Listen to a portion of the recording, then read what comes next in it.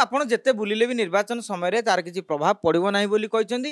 ଭାରତୀୟ जनता पार्टी ओडिशा रे जीति पारिबनी बोली सीधासलख भाव में नवीन पट्टनायक टार्गेट करछंदी। देखंतु प्रधानमंत्री नरेंद्र मोदी तांकर चिराचरित शैली रे जेमती बिजु जनता दल को आक्रमण करिया कथा बार बार कले। तेणु साधारणतः भाव प्रश्न उठिला जो नवीन पट्टनायक प्रधानमंत्री को किसी टार्गेट कले खाली प्रति पदे विरोधी बीजेपी कथा कहले।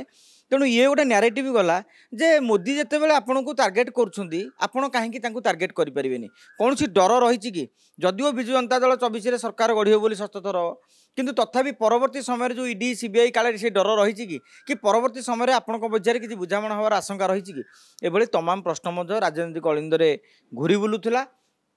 तेणु शेष नवीन पट्टनायक सीधा सड़क भाव में टार्गेट कले जे आपण ओडिशा को केते चिन्हिछंदी केते भल पाउछंदी एमएसपी कथा उठेछंदी कोयला रॉयल्टी कथा कहछंदी ओडिया अस्मितार कथा कहछंदी ओडिया भाषार विकास पाई काहे टंका देई नाहंती बोली पचारछंदी एवं आपण जेते बुलिले भी निर्वाचन समय रे तार किछि प्रभाव पड़िबो नाही बोली कहछंदी एवं सबुठारु बड़ कथाटी कहछंदी जे जून 10 रे कोन आप शपथ नै बोली कहउछंदी 10 वर्ष भितरे मध्य भारतीय जनता पार्टी ओडिशा रे जीति पारिबनी बोली सीधासलख भाव में नवीन पट्टनायक टार्गेट करछंदी।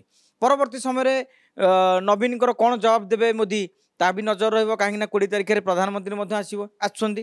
तेणु प्रधानमंत्री गोटे ओडिशा प्रति फोकस करिसेंती बोली तांकर गस्त कार्यक्रम रु जना पड़ी।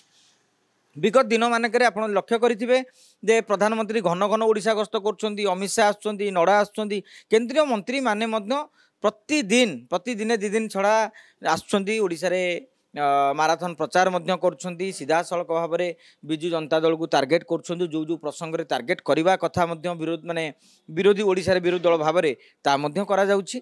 तेणु निश्चित भाव में राजनीति में बीजेडी बीजेपी जो मिली भगत थी कोलाकोली जो कथा उठी एवं कली रूपांतरित होती। तेणु कोलाकोली जिते बड़े कली रूपांतरित होती निश्चित भाव में तार एक प्रभाव पड़ो बोली आम कहीपर।